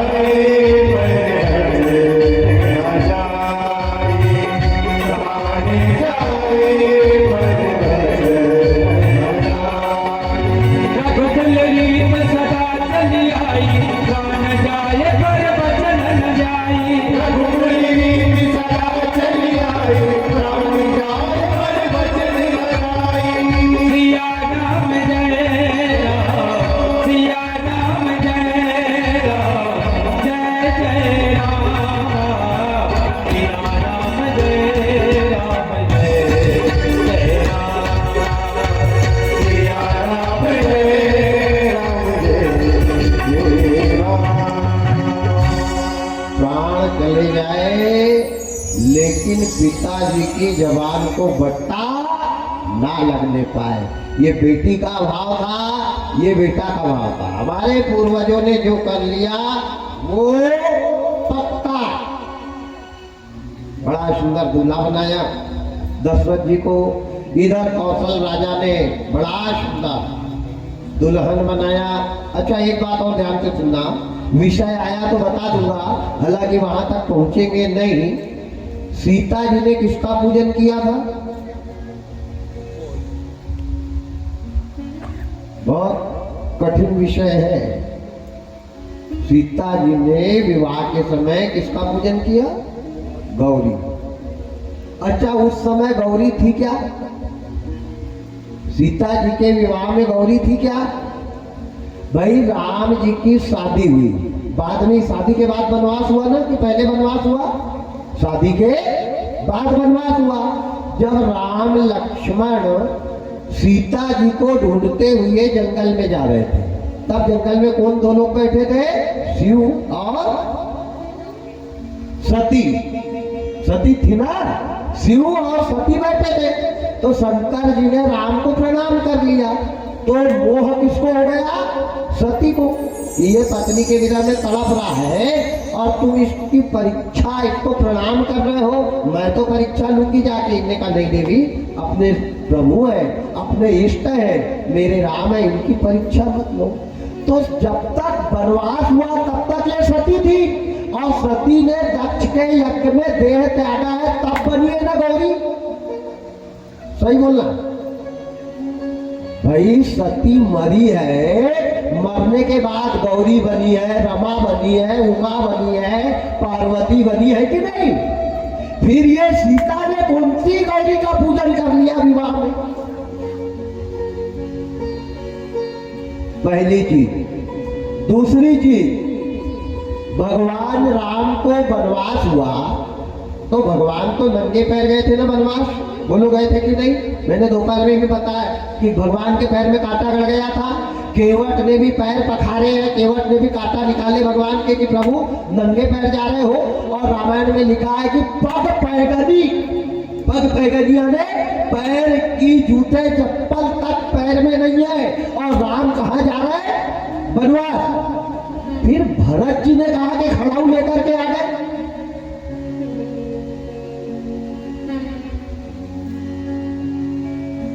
हाँ महाराज बात तो सही है, पर तू ही बता, हमको मालूम रहता तो तेरे को काहे को बुलाते, हम ही नहीं बैठ जाते हो। तू बता, विषय बड़ा गंभीर है। रामचरितमानस इतना आसान नहीं है। जितने बार पढ़ोगे उतने बार आपको नई चीज मिले। भरत जी ने कहा के खड़ाऊ ले आए, और सीता जी ने किसका पूजन किया? और पूरा चौपाई में दिया है। रामायण की एक एक चौपाई में लिखा है। जब चौपाई बताऊंगा तो खोपड़ी का ट्यूबलाइट जले। असली में बात क्या है, हमारी ये कंप्यूटर में घुस गए है वायरस, और जब तक ये वायरस डिलीट नहीं होंगे तब तक अच्छी प्रोफाइल तैयार होने वाली। इनको डिलीट करो। हर चीज रामायण की चौपाई के अंदर प्रश्न भी है, वही उत्तर भी है। सिर्फ पढ़ने वाला होना, पढ़ने वाला होना बस। लोगों ने शूर्पणखा को बदनाम कर दिया, कहते हैं शूर्पणखा तो लक्ष्मण से शादी करने के लिए आई थी। शादी करने आई थी शूर्पणखा? अरे राम राम राम, आग लगे उनको। शूर्पणखा जैसी पतिव्रता नारी थी, ना है ना रहेगी, याद रखना। शूर्पणखा कौन है? शूर्पणखा लक्ष्मण जी की धर्म पत्नी है। कोई ऐरी गहरी शूर्पणखा नहीं है, नाक कटवाने वाली। और लक्ष्मण ने अगर नाक काटी तो लक्ष्मण क्या घर से तलवार लेके गए थे? बात तो ये भी सही है महाराज। रामायण के अनन्य विषय है। अगर समय रहा तो मैं बिल्कुल क्रमबद्ध बताऊंगा, और समय नहीं रहा तो क्षमा भी चाहूंगा। रामायण सतकोटि अपारा। 100 रामायण है, 1-2 रामायण नहीं। कितनी रामायण है? 100। यहाँ तो एक तुलसी कृत को ही पढ़ना नहीं हो रहा है। रामायण 100 है, एक तो नहीं है। आनंद रामायण, अवधूत रामायण, मानस दर्पण, तुलसी कृत रामायण, वाल्मीकि रामायण, अनन्य रामायण है, मानस पीयूष, मानस दर्पण, कितनी रामायण है, जरा उठाओ तो। अद्भुत रामायण, आनंद रामायण। कौन सी रामायण की कथा सुनना चाहते हो? यही तो काग भुसुंडी जी ने गरुड़ जी से कहा था, कौन से राम की कथा बताऊं? एक राम दशरथ का बेटा, एक राम घटघट में लेटा, एक राम का जगत पसारा, और एक राम है सबसे न्यारा। कौन से राम की कथा सुनोगे? अंत है परमात्मा। कौशल्या को दुल्हन बनाया, आ जाए अपने स्टेशन पे। कौशल्या को दुल्हन बनाया, दुल्हन बनाया, दशरथ दूल्हा बने। बड़े बड़े राजा, वीर, दिग्गज, यशस्वी, तेजस्वी, प्रतापी। अब बड़े की बारात में नाबिना लोग जाते, कोई स्कॉर्पियो पे है, कोई बड़े रथ पे है, कोई बुलेरो पे है, कोई झायलों पे है, कोई फॉर्च्यूनर पे है, सब अपनी अपनी ले लेके चले जा रहे हैं। दशरथ जी भी गए बारात। अब दशरथ की शादी हो रही, दुल्हन बन रही कौन? कौशल्या। और रावण को रात भर नींद ही नहीं आ रही। इनने कहा इसकी तो शादी होने लग गई। शादी हुई कि इसके यहाँ तो बच्चा होना ही होना है, और बच्चा अगर हो गए तो फिर एक बार सफाई अभियान चलेगा। विश्वास भी तो कोई चीज होती है ना। अरे तेरे को ब्रह्मा ने जब सौगंध खाते कह दिया कि दशरथ नृपति वीर्यते कोई जग में पुत्र प्रकट ना हो, तुम विश्वास कर, वो शादी करे नहीं चूल्हे में जाए, तू तो चुपचाप चैन से सो। तो आज का आदमी अपने दुख से दुखी नहीं है, दूसरे के सुख को देखकर ज्यादा टेंशन में है। वैसे ही टेंशन में कौन था? रावण। रावण ने सोचा इसकी शादी हो गई, शादी हो गई तो बच्चा होएगा, बच्चा होएगा तो एक बार का फिर ये दौर चलेगा सफाई अभियान वाला। इसलिए एक काम करता हूं, रहे बास ना बजे बांसुरी। रावण ने क्या था? रावण सब नीति जानता था। कभी बाई बन जाता था, कभी भाऊ बन जाता था, कभी साधु बन जाता था। सीता को लाने गया तो साधु बन गया, ये पाखंडी था। कब क्या बन जाए, चोर का कोई भरोसा है कि क्या बन जाए। और सावधान रहना, पहले एक ही रावण था जिसने सीता को चुराया है, आज हर गांव में एक एक रावण बैठे हैं। कलयुग बैठा मार कुंडरी, जाऊं तो कहां जाऊं, और घर घर रावण पैदा हो गए, इतने राम कहां से लाऊं, इतने राम कहां से लाऊं। हर घर में रावण बैठा है और हर मौके की तलाश में है। सावधान इंडिया, ध्यान देना। आज रावण ने पुष्पक विमान सजाया, और पुष्पक विमान सजा के कौशलपुर की तरफ चला।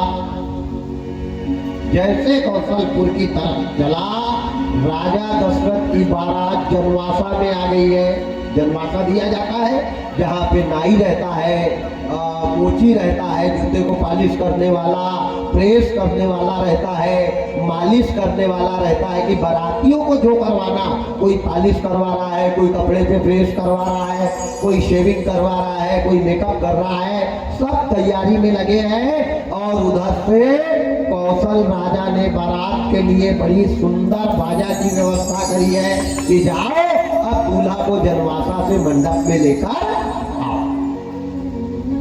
हमारी समाज का नियम है, और रघुवंशी और ब्राह्मण समाज में तो होता ही है। क्या होता है कि बारात जब आती है उस दिन कन्या देवी पूजन करने जाती है। 5-4 सहेलियों के साथ में देवी जी के पास क्या लेके जाती है? एक ब्लाउज पीस, थोड़ा सा गुड़, थोड़े से चावल, श्रृंगार का सामान, मेकअप का सामान, सुहाग का सामान ले जा करके देवी मैया की गोदी भरती है कि माँ पहला आशीर्वाद तू मेरे को देना, क्योंकि मैं गृहस्थ में प्रवेश कर रही हूँ। जैसा तेरा सुहाग अमर है ऐसे मेरे सुहाग को अमर रखना। ये कामना करके कन्या देवी का पूजन करने जाती है।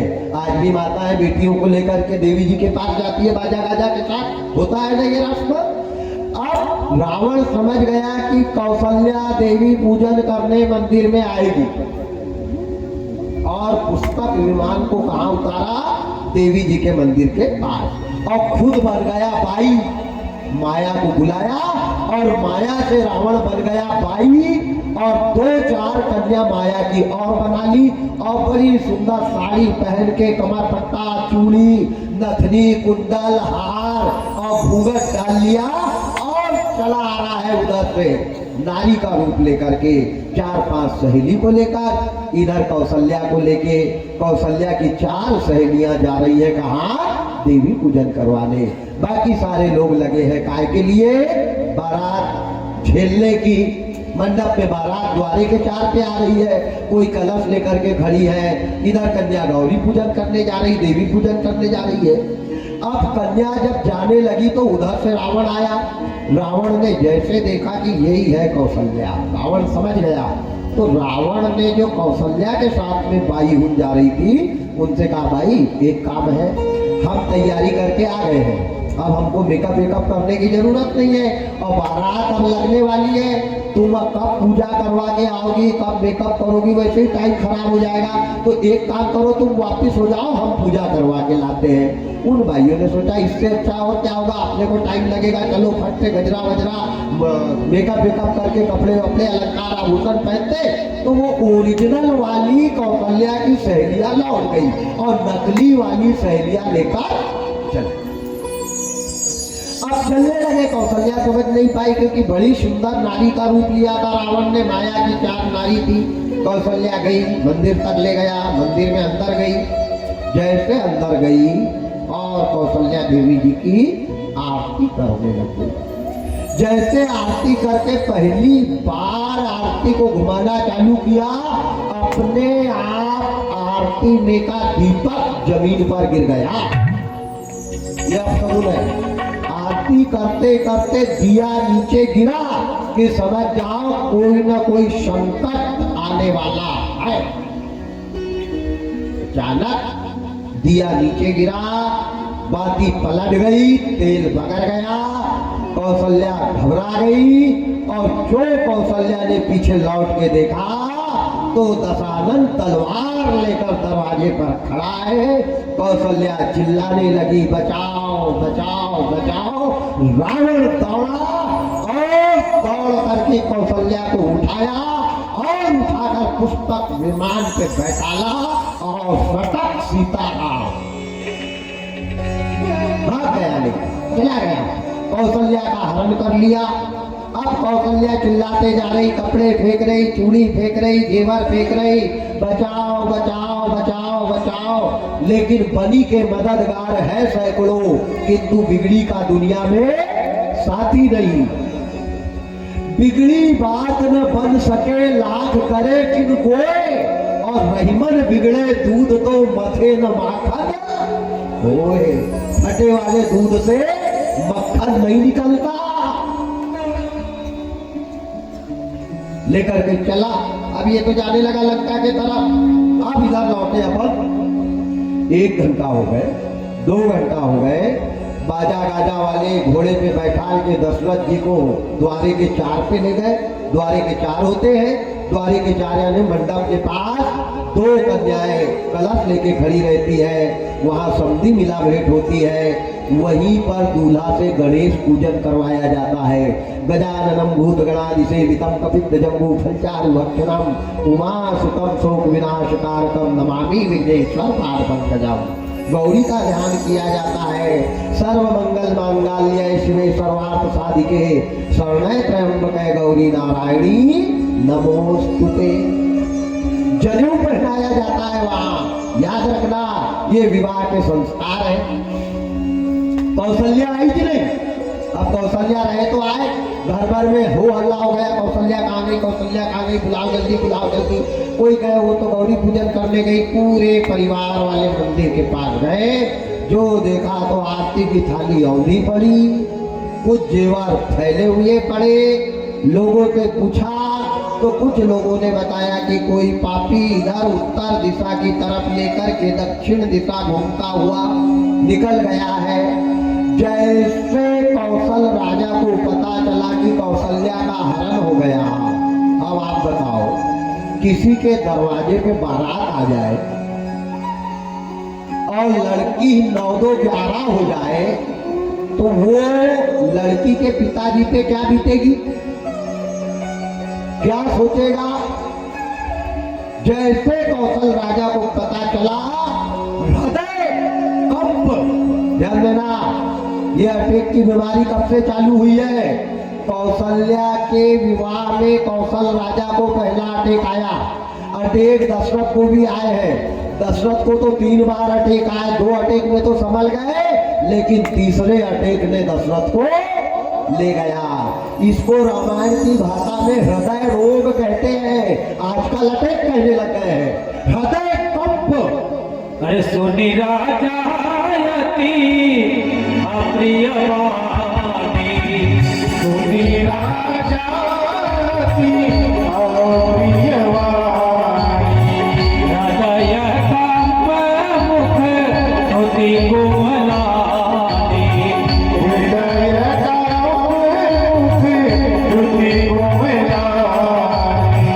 सुनी राजा अप्रिय वाणी,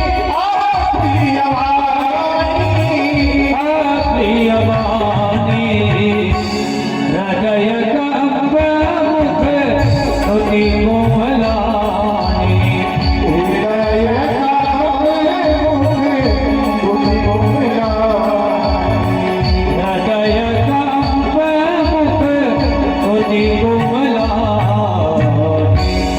राजा ने जैसे सुना है, कौशल राजा ने सुनी राजा अति अप्रिय वाणी, बड़ा बुरा लगा। हृदय कंप, हृदय में एकदम से दर्द हुआ और पीछे की तड़कन हुई, मुख सूखा और पसीना से तरबतर होकर के गिर पड़े हैं राजा। मुंह में से झाग निकलने लग गई, अटैक आ गया, कोई नहीं समझ पाया। वहीं छोटी बेटी सुमित्रा ने देखा कि भगवान मेरे पिताजी को क्या हो गया। दौड़ करके आई और आकर के अपने पिता को पैरों पे लिटाया, हाथों को घिसना चालू किया, मुंह पे ठंडा पानी मारा, हृदय को घिसा और उनके मुंह में मुंह लगा के फूंकना चालू कर दिया। याद रखना, जिसको अचानक अटैक आ जाए, अगर उस समय पे वहां व्यवस्था नहीं रहे तो उसके मुंह में मुंह लगा के जितना ज्यादा हो सके उसको हवा का प्रेशर देना, ताकि वो बंद नसें खुल करके हृदय पंप करने लग जाए। ये सुमित्रा ने किया था अपने पिताजी के साथ। पूरी दवाई भी लिखी है रामायण में, बीमारी का इलाज भी है, बीमारी भी है और इलाज भी है, पर कोई करे तो। उस समय क्या 32,000 का इंजेक्शन था क्या? सारी दवाई, मानस रोग और मानस चिकित्सा, ये भी 2 रामायण है। एक में रोग बताए हैं, एक में उसका उपचार बताया है, मानस चिकित्सा। इतना फूका फूकते जाए और सीना को ऐसे पंप करते जाए, फूकते जाए, सीना को पंप करते जाए। तब जाके कौशल राजा ने हल्की सी आंखें खोल करके बेटी को देखा। जैसे सुमित्रा को देखा और रोने लग गए। सुमित्रा आंसू पोंछ रही है, कह रही पिताजी क्या बात है, बताओ क्या कारण है, क्या वजह है, क्यों रो रहे हो? तब कौशल राजा ने कहा, बेटी आज मेरी लाज बचा ले, मेरी आज चारों दिशाओं में बदनामी होगी। बारात लेकर के रघु अज दशरथ को वापस जाएंगे और मेरी मर्यादा का खंडन हो जाएगा। बेटी आज कौशल्या को कोई पापी हरण करके ले गया और दशरथ दूल्हा बन के दरवाजे पर खड़ा है, क्या करूं?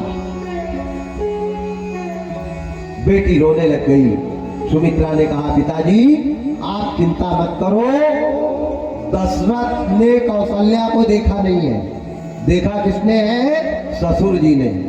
लेकिन विवाह में और ब्राह्मण और ठाकुर समाज में की माताएं आज भी सीने तक का घूंघट रखती है। याद रखना, ये धर्म रघुवंशी और ब्राह्मण में ही है।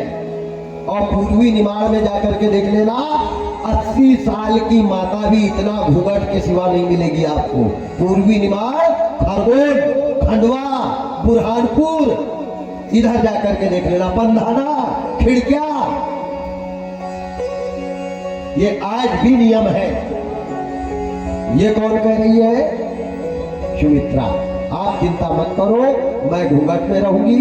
ससुर जी देखे हैं मेरे को, कौशल्या को बात, इनने कहा मैं दुल्हन बनूंगी और आपकी लाज बचाऊंगी। कौशल्या के जाने के बाद सुमित्रा दुल्हन बनी है। दुल्हन बन करके दशरथ के साथ साथ भावर लगाकर अयोध्या गई है और इधर रावण लेकर के कौशल्या को जा रहा है।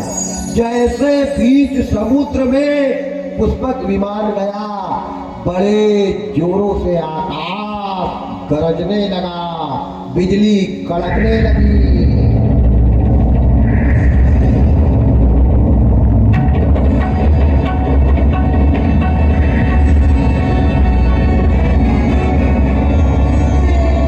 आकाशवाणी हुई, ओ रावण, जिस कौशल्या को तू लंका में ला रहा है, यही कौशल्या का पहला बेटा। ध्यान से सुनना, आकाशवाणी ने क्या कहा?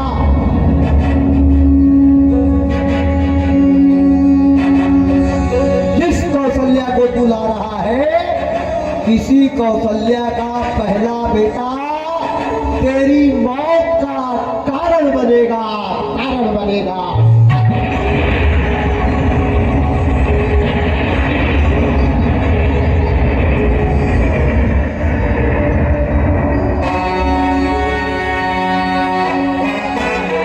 रावण की मौत का कारण कौन बना था?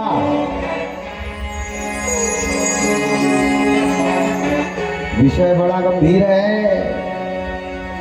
रावण की मौत का कारण कौन बना था?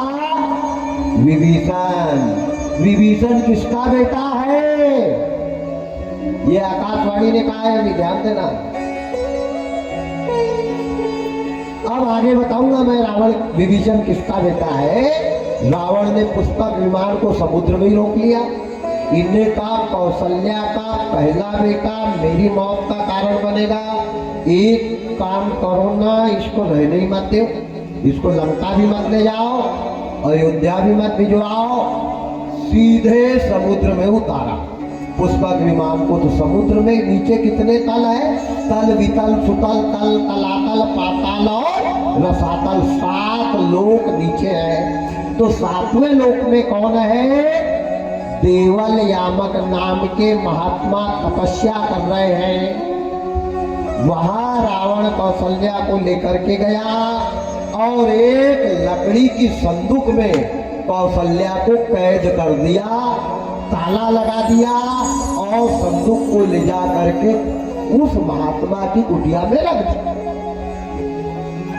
ध्यान से सुनना, कुटिया में रख दिया और महात्मा जी से कहा बाबा यहाँ मेरा सामान रखा है, ख्याल रखना। महात्मा जी ने सोचा चोर तो एक नंबर का है, कहीं से भी डाका डाल के लाया होगा, हराम का धन भरा होगा, इसके तरफ अपन देखो ही मत ना। हराम की दौलत को देखना भी पाप होता है। तो संत जी ने वो संदूक के तरफ देखा ही नहीं। उन्होंने सोचा कोई माल पानी होगा, अब उसमें तो कौशल्या है, और वहां फेंक करके रावण चला गया। दशरथ जी कहाँ गए? घर गए। अपने सांसारिक जीवन को संचालित करने के लिए दशरथ राजा सुमित्रा के शयन कक्ष में गए।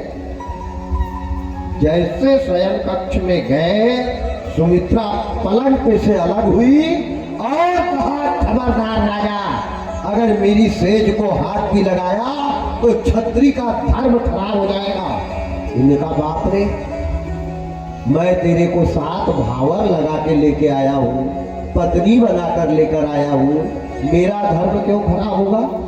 तब सुमित्रा ने पूरी कथा दशरथ को बताई कि राजा, मेरा विवाह तुम्हारे साथ नहीं होना था, मेरी बहन का विवाह मंजूर हुआ था, लेकिन बहन को कोई दुराचारी, पापाचारी, अत्याचारी, अनुचारी राक्षस चुरा कर ले गया। मेरे पिता की लाज बचाने के लिए मैं तुम्हारी पत्नी बनकर के आई हूँ, लेकिन पहली पत्नी तुम्हारी मेरी बड़ी बहन है। पहले मेरी बहन का पता लगाओ, उसको लेकर के आओ, तब मेरी सेज को हाथ लगाना, अन्यथा हाथ मत लगाना। उसी समय राजा दशरथ ने सौगंध खाई है कि जब तक मैं कौशल्या का पता नहीं लगाऊंगा, अयोध्या लौटकर वापस नहीं आऊंगा। और राजा दशरथ निकल गए। चलते चलते 14 भवन 7 लोक में देखा है, कहीं नहीं मिली कौशल्या। फिर सीधे समुद्र में उतरे हैं और चलते चलते यही दशरथ कहाँ गए? देवल यामक ऋषि की कुटिया में। और जो कुटिया में गए तो राजा दशरथ को आभास हो गया कि ये संदूक में कुछ न कुछ रखा हुआ है। राजा दशरथ ने जैसे वो संदूक को खोली और जो देखा तो नजर भर के कौशल्या ने दशरथ को देखा और दशरथ ने नजर भर के कौशल्या को देखा, कौशल्या ने दशरथ को देखा और दोनों की दृष्टि में दोष आ गया, जिसको कहते हैं नयन संभोग। नयनों से संभोग हुआ, नजर से संभोग हुआ और नयन संभोग के कारण कौशल्या के गर्भ में बच्चा दशरथ का चला गया। दशरथ जी ने कहा, देवी तुम कौन? कौशल्या कहने लगी, तुम कौन? इनने कहा, मैं सम्राट चक्रवर्ती राजा दशरथ अयोध्या का। इनने कहा, महाराज मैं कौशल राजा की बड़ी कन्या कौशल्या। दशरथ ने कहा, देवी तेरा विवाह तो मेरे साथ हुआ था। हाँ महाराज, आपके साथ हुआ था, पर पापी लंका का राजा रावण मेरे को चुरा करके लाया है। इन्हें कहा, चलो अब तुम्हारे को मैं मुक्त करता हूँ। कौशल्या ने मना कर दिया, मैं नहीं जाऊंगी। क्यों? कि तुम्हारे नयन संभोग से तुम्हारा बच्चा मेरे गर्भ में आ गया है और ये गर्भ का बच्चा लेकर के अगर जाऊंगी तो लोग ताना मारेंगे, कहेंगे रावण का पाप लेके आई है। दशरथ ने सोचा, बात तो ये भी सही है, अब क्या करूं? इनने कहा, प्राणनाथ मेरे को 9 महीना तक यहीं रहने दो, आप आते जाते रहना, मेरी व्यवस्था बनाना। 9 महीना के बाद जब ये बच्चा जन्म ले लेगा तो ये बच्चे को इसी संदूक में छोड़कर अपन चलेंगे। ध्यान देना, रावण का जाना, दशरथ का आना, कौशल्या का गर्भ धारण करना, समय बीतता गया। धीरे धीरे धीरे धीरे 9 महीना 9 दिन का समय बीता। 9 महीना 9 दिन के बाद कौशल्या ने बड़े सुंदर लड़के को जन्म दिया। रावण ने वरदान मांगा था कि वीर से बच्चा नहीं होना चाहिए। ये काहे से हुआ है? नयन संभोग से। ध्यान देना, बच्चे को उसी संदूक में छोड़ा और कौशल्या को लेकर के राजा दशरथ चले गए। कई दिनों के बाद रावण ने सोचा कि कौशल्या मर गई होगी, चलो अपन वो संदूक को देखते हैं चल के। अरे मरी नहीं, वो तो कहीं और चली गई। जाको राखे साइया, मार सके ना कोई और पाल न बाका कर सके जो जग बैरी होए।